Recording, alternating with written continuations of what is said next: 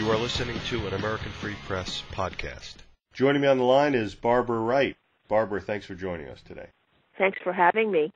Barbara, we have been talking and emailing for several years about the work that you're doing, trying to get the United States Central Intelligence Agency to admit that there was a unit in Korea known as the Ghost Walkers. And you just sent me recently a Freedom of Information Act request response, which I'd like to go over, and to find out exactly everything about this matter. But before we do that, for the benefit of the listeners, can you give them a little bit of background about who you are and how you got to this point of researching this issue? Well, I was born and raised in Pendleton, Oregon. My parents were both World War II vets. My stepfather was a former National Chef de Gare, the 40 and 8, in the state of Oregon. And I had grown up with knowing about records and this, that, and the other in the military from the time I can remember. And in 2001, Joe Dunnigan and I got together. And it was one of those affairs where when we got kind of really good friends, he told me that he had a back injury. And I said, well, are you getting compensation for it? And he said, no. And I said, you're supposed to be getting compensation. Well, Joe and I eventually went out to the county service office in 2001, and we filed a claim for his back injury. I always made the assumption, like a lot of other people do, that you file a claim, and if you don't have all your service records, they're sitting in a central repository, and it's granted. I was sorely mistaken. What came were nothing to do with Joe's service records, to do with Korea. All it talked about was what he'd done in the reserves. Well, I'm a trained journalist. I went to college. I took journalism in college. I used to write for the college newspaper, so I began asking him questions. And eventually he tells me, when I asked him, because I wanted to go after a unit roster, that his unit was, they called them Ghost Walkers. And I said, well, yeah, like Screaming Eagles and Warthogs and whatever. What's the number? You have to have a number. You were attached to somebody. And he said all they told him was HQ Seoul. And I went, that don't sound right, but whatever. I'm not going to argue with you. So that's when I set out to try to find out what was going on with Ghost Walkers. And my friend Tora King, who many of your listeners will know from the Hawes decision and several others, said to me, wear no shoulder patches, you carry no ID, you're Army Intel CIA. So the first time I queried the CIA was 2004, and they sent me back this lovely little response that said, we don't have anything, thank you very much. Well, I knew that that was not the case, or shouldn't have been the case, because, again, Tora kept saying, Barb, they've got the records, or they know where they're at. And so I again queried them, I think, in 2006, and I didn't get anything. So our representative in 2009 asked.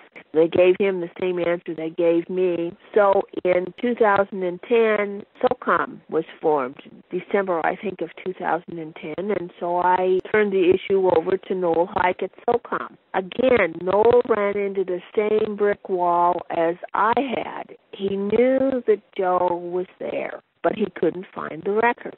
And the CIA, they wouldn't tell him anything. And so it's just been a quest, Dave, because I know that my husband's eligible for benefits. I know that what they asked him to do in Korea was exceptionally dangerous, and that he's entitled to the benefits that we're seeking. So I've continued to just kind of plod along and ask and whatever. And in the last month, I went down to Portland. Our senator, Jeff Merkley, his new vet rep was a second lieutenant in Korea in 1980. Kelly said to me, Miss Wright, she said, I'm confident in my own mind knowing what went on in Korea and how screwy things were over there then, that your husband was there. But we can't get the records. She said her CIA contacts had said, send a FOIA request to the CIA. Well, Joe said, I don't think that'll do any good. We've sent others, and they've said, kiss my ass. And I said, well, I'm going to do what Kelly told me to do, just so that she can't come back and say, did you do what I asked you to do? And he didn't think that that was a very smart idea, but I did it anyway. And lo and behold, yesterday, the envelope came, and I smartly said to Joe when I got in the pickup, I said, well, I know what it says. I don't have to look. And he said, well, yeah, but go ahead and look just for my curiosity, would you? So he handed me the letter opener, and I opened it, and that's where we get the Glomar letter. I had sent a separate request for his confirmation of his service in the unit. I didn't send it in the initial FOIA for confirmation that the unit existed, because I thought to myself, well, I've asked for confirmation that he works for the CIA all this time, and they've never acknowledged that, so I'm going to try another tack. And so this was the other tack. I asked for the records for the unit, and this is what came, confirmation that the unit existed, and indeed this is what came back. The other FOIA has not come back yet. I mailed them the same day, so I have no idea if it's in the mail and I'll receive it today, or if it'll be a few days longer while they figure out what they're going to do, because I did not ask them for copies of his records. I asked them for confirmation of service. This is how clandestine the unit is. When those guys went to Korea, and there was 1,800 that left Fort Lewis 1 o'clock in the morning on the 6th of May, I think, 1962, out of McCord, they left their own names, their own military ID numbers, all that jazz was left at Fort Lewis in their stuff that was sent home. So what we have is a unit of guys that went to Korea under names that his code name was Skinny. I find just very recently, David, that they even said to him, you can't use your military ID number. Here's what you're going to use for a military ID number if somebody asks you for your ID. And when I said to him, is that phony ID number they gave you, is this what it is? And he goes, yeah, how'd you figure it out? And I looked at him and I said, it's not rocket science, Dad. And he said, what do you mean? I said, look at it and think a minute. Think really hard. And he goes, what am I thinking about? Dissect your birth date, dear. That's how you figured that son of a bitch out? I hadn't thought about that for 50 years. I said, yeah, hello. That's the phony ID, 03311939. And he says, oh, I hadn't thought of that for 50 years until you brought it up. And I said, well, it came to me in the middle of the night. And he laughed and he said, well, it was a good come, I guess. So that's what's in the other FOIA. His Skinny with a fake military ID plus his actual name with his real military ID. So I don't know what they're going to come up with. I don't know if it's because Kelly's connections decided that they needed to be forthcoming finally, or it's the economic climate in Washington, D.C., or I have no clue. I have no idea why all of a sudden they're being forthcoming, but they are, and I've at least proved that the unit existed, which I knew it did because somebody else had told me about it and told me that the guys were apparently pretty secretive. When they came to his unit, they didn't do any talking at all. They went into a meeting room and waited for the big shots to show up and talked with the big shots and then left. And so little by little, I'm piecing together what's going on with this unit. And I have no idea what the CIA is going to say. It would be nice if they just said, pay the man and give him a gag order so that Joe could live out the rest of his senior years with some economic security, because he's never had that. He was never able to go to school on the GI Bill because he doesn't have a discharge for Korea. When he was injured at Fort Lewis after he fell off of a deuce and a half unloading ammunition boxes getting ready for the Vietnam War, they shipped him out of the military and the hospital just about as quick as they could get him out. They thought he could be discharged. He was gone. And so he's lived all these years with no discharge, not being able to use his VA home loan because he could never prove that he was through his military service. So it's just like, guys, this is enough. It's time to compensate him for what he did and for the other ghost walkers. None of them can prove they were ever doing what they said they were doing. One ghost walker that I've talked to since I talked to you the last time, I think, if you look at his 201 file, it says that he was in the middle of the Atlantic Ocean aboard ship. Well, that would be fine, except we never shipped Agent Orange that direction, and he has illnesses consistent with Agent Orange exposure. That Marine has some real health issues. It's not just for my Joe, but it's for all the guys that were involved in this unit, and they were involved. It was like they weren't told what they were going to do. Like with Joe, they offered him a 2-year tour on active duty. In the middle of March in Bend, Oregon, there's no work, and his parents expected him to be able to work. His dad had been transferred to Bend with Oregon Department of Motor Vehicles as a license examiner. So Joe moved with these folks to Bend, and it was middle of March, no work, and he gets this letter from the government that says, we have a 2-year tour on active duty we'd like to discuss with you. Here's bus tickets, here's this, that, and the other. Please come to Fort Lewis. So he goes to Fort Lewis, and that starts the odyssey. 2 years on active duty, and can't tell your mom where you are, can't tell your dad where you are, can't tell your brothers or sisters where you are. When you write home, you have to say that the weather's fine, we're out on maneuvers at Fort Lewis, doing our thing, everything's cool, miss you, see ya, and it was pretty hard. His mother went to her grave not knowing what Joe did for 20 months after his dad died. His family has no idea. His two living sisters have no more idea than the man in the moon what Joe did. And it would be just nice to be able to say to his sisters, your brother was a hero. Yes, absolutely.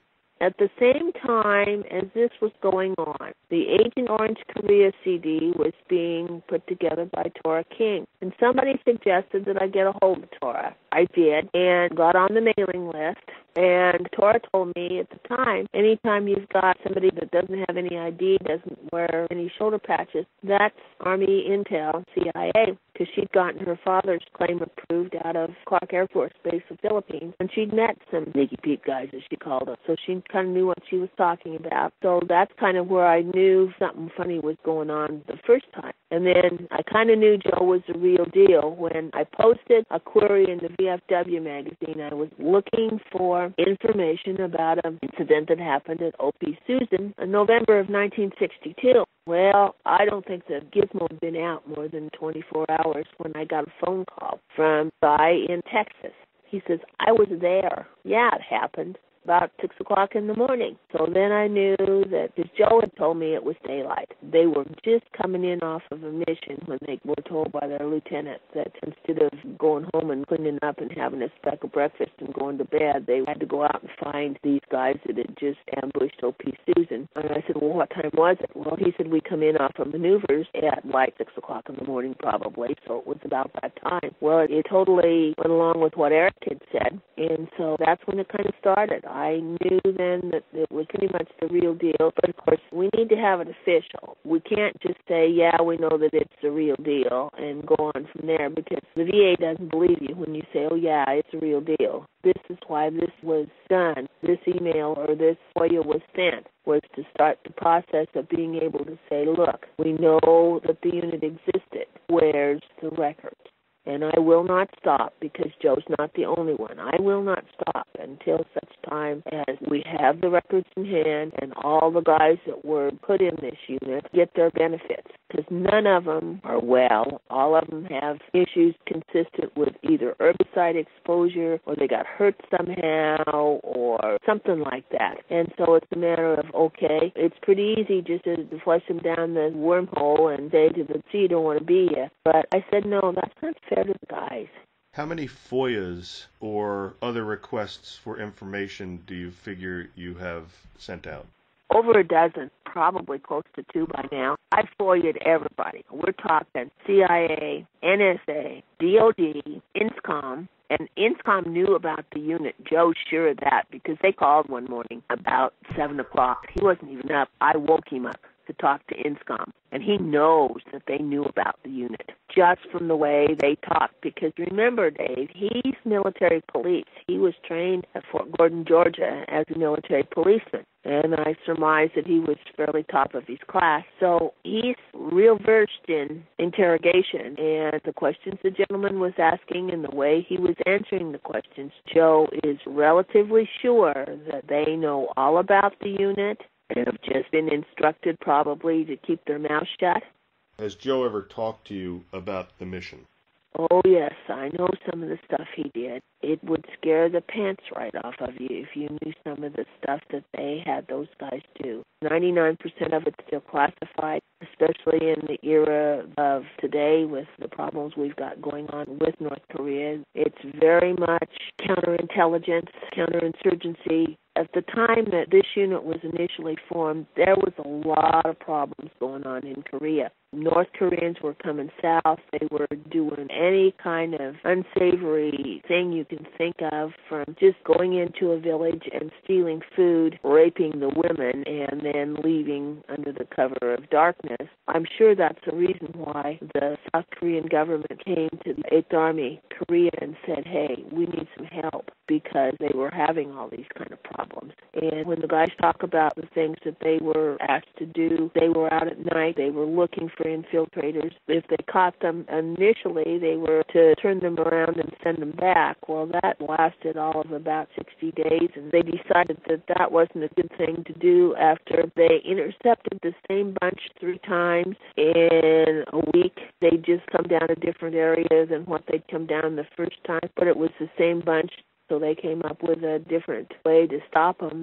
If it was an officer, they'd take the officer into custody and take him into Ascom City for interrogation. The others, they turned over to the Rooks to take care of, and I have no idea what happened to them. I know the things that they were asked to do were very dangerous. Joe has a scar on his chest from where a North Korean attempted to stab him. Had it not been for one of the Turks that was working with the Ghostwalkers unit, I'm afraid that Joe would have been probably killed. The looks of the scar and the place of the scar, I would say that if they'd have gotten the job done, what they wanted to do, he would probably have punctured his heart and he would have bled to death. The way it was, he had an alley that he had to deal with for a couple of weeks or whatever. Online, there's very little about what we're talking about, which means that there has been no media coverage about this. Am I correct? You got that right, and that's what I'm trying to do, is to get the media coverage on it. I've gone to OPB, I've gone to my local NBC station. OPB initially was interested as soon as they got an investigative reporter, and they've got one of those now, but something's happened, and they've backed water on wanting to do anything. And so it's a matter of, okay, you guys want to play that kind of game, I'll do whatever I have to do to get it out in the press so that people understand that, as I often say, freedom isn't free. It was brought to you by a vet. Thank him. Be gracious enough to say to the guy, look, we can't divulge what you did, but we can pay you for your service. There is one thing online that I'm looking at. It says that Ghostwalkers and SEALs infiltrated a North Korean nuclear power plant in 1963. Have you heard about that? Yep, I know all about that. They went up by submarine, I think. They had an idea where the power plant was. Army Intel had said it was like 5 miles in from the beach. David, it wasn't 5 miles in from the beach. They went 5 miles in and there wasn't anything. It was like 15 miles or so inland was this nuclear power plant. And the SEALs and the Ghostwalkers were allowed in. Nobody said anything or did anything to keep them out. The doors were open. They just went in. They photographed the facility and then bebopped out back to the amphibious boats that brought them there and back out to sea and back on the boat that they came in on, and they went back and reported to Ascom City. The power plant was put in there by the Chinese and the Russians. Joe said it had Chinese and Russian writing on it, so it's legit. It was the first one that was built, and it was built up around the capital city so that the current gentleman's granddad would have electricity. And that's what I know about it. And Joe said that he knew that they had to know they were coming because they literally just threw the welcome mat out. Did you hear anything about a North Korean general being abducted, interrogated, and executed by the United States? That was done by the CIA. Yes, I know all about that. I know who thought up the plan. I know when it was done. I pretty much know anything you need to know about it because it was Joe that came up with the plan, and it was Joe that executed the plan. And when push comes to shove, he knows pretty much anything you need to know about the plan. And it was done because that particular general was causing more problems than cats have kittens around Korea, and 8th Army wanted him worse than anything. So Joe said, so how bad do you want him? We get him, can we have a 3-day pass? And they said, oh, hell, you can have whatever you want, but you can't get him. Well, as you will learn with my man, don't tell him no, tell him you wish he wouldn't, because he will find a way. And he did find a way. And the gentleman was picked up. He was taken to Ascom City. And if you want to know what happened to him, you need to ask the CIA, because they know where they buried him. I don't. He was taken back to Ascom City for interrogation, and according to what my man says, he was interrogated for 3 days about, and then the CIA decided to dispose of him, is what I've been told. And I said, do you know where they disposed of him at? And he said, nope, I just know that they wanted us to do it. And we said, no, you wanted him. It was your idea. You do it. And so apparently they did. So that's what I know. Do you think, Barbara, that this was the biggest operation that the Ghostwalkers were involved in? I can't say, Dave, because I don't know all of the stuff that they did. But this was a pretty important one. This was a pretty dangerous one because they went up into North Korea. They took the gentleman out of his tent in the middle of the night. He had no clothes on. They picked him up. They carried him, I think, they said, over their shoulders about 15 miles because they knocked him out. One of the guys had a .45, and he hit him alongside the head and knocked him out. And they slung him over their shoulder like you do a sack of beans. And they took him about, I think Joe said, 15 miles. And then they took him to Ascom City. And by the time they got there, the North Koreans had figured out that he was gone, and they were hot on their trail. They got him to Ascom City, and 8th Army and 8th Army Tokyo interrogated him. And the boys got a 3-day pass to go into Seoul for R&R. Father said that was pretty sweet.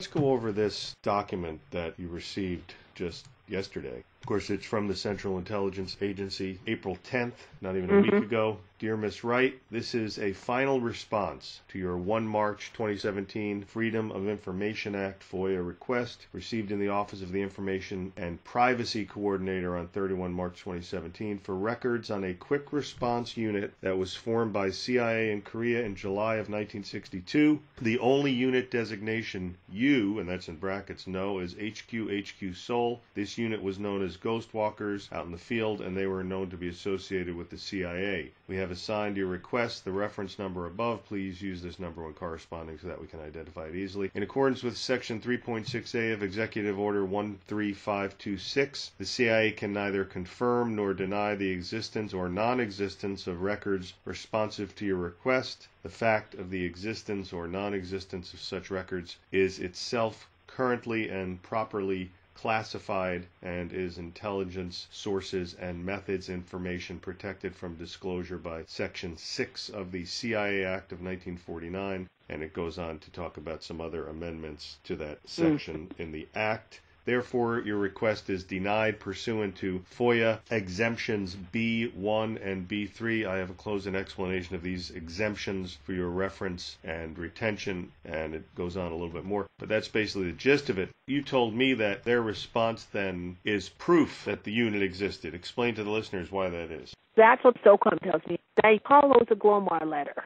They won't say that they existed, and they won't say they didn't exist, which Noel Hike said to me. That tells me that, yeah, they existed and they don't want to admit it, or they can't admit it because it's classified. And indeed, if you look at that response, it pretty much tells you, yeah, the records are still classified. So that's why I figure that, yes, because they didn't dispute when I said formed in July of 62, or they didn't dispute that the name of the unit was Ghostwalkers.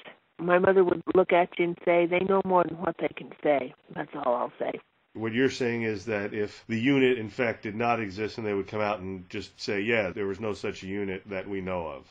That's what I'm saying. And so you are expecting this other FOIA to come. Like you said, it might be in the mail now. Can we hook up again when that comes? As soon as that little sucker appears, I'll ship you a copy, and we'll get back together, because I'm not going to drop this.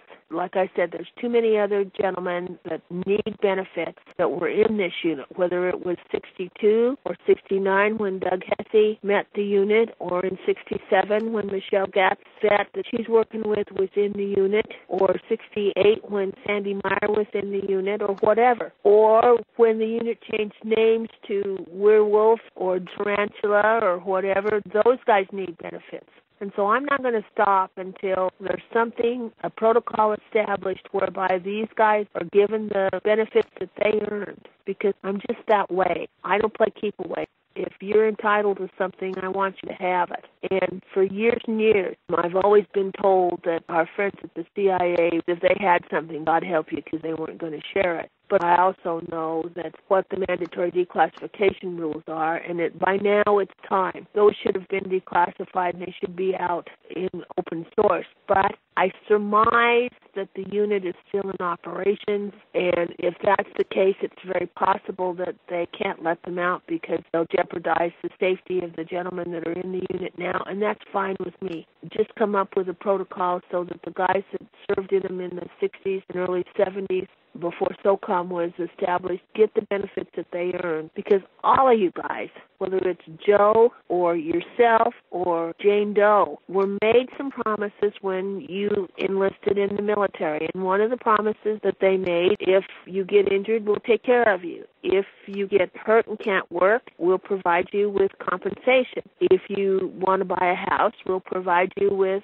money for acquiring a home. If you want to go to school, we've got an education program established that will provide you with funding for going to school. And none of the guys, if they needed to prove enough time to be able to acquire a VA home loan, could do it because that doesn't show up on their service records. Joe can tell you about that. If you needed to have educational benefits, you have to have a DD-214 that shows that you've completed your military career in terms of enlistment to do that, and Joe doesn't have that, and I surmise that some of the other gentlemen probably are sitting in the same situation as he is, and so there you sit and you think to yourself, that's not fair, that's not right, that's the breach of the contract that they made with you when they talked you into entering into service with the military. So I'm not going to stop until this gets some kind of a resolution. And I'm hoping that possibly with the admin of Senate Bill 726 that declassifies records for vets that were exposed to toxic substances, that perhaps that will be a lever to say, okay, what about the other guys?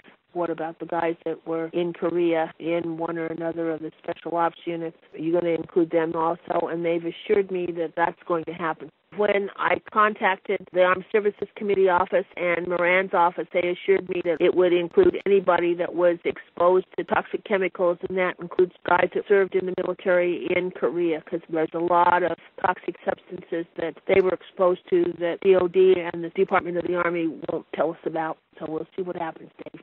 Excellent. And of course, with what's happening with North Korea now, this could actually benefit you and your cause to help all these fellas, because they certainly don't want any of this information getting out with tensions as high as they are. And they haven't been this high, I don't think, with North Korea since the Korean War. And the sad part about it, Dave, is we have guys who will sit there and say to you, they asked me to go pop his grandpa, and I couldn't get the job done. And it's like, well, it's not your fault. Well, we wouldn't be in this situation if I'd have got the job done. And it's like, don't beat yourself up over it. You did the best you could. But again, they feel like that they should have been able to do something that would have prevented this from happening. So, yeah, it's hard. Barbara Wright. Barbara, I want to thank you so much for the time you spent explaining all this to the listeners, and I'm looking forward to speaking to you again when you get that latest FOIA letter from the Central Intelligence Agency. Thanks so much, Barbara, and hope you have a happy Easter.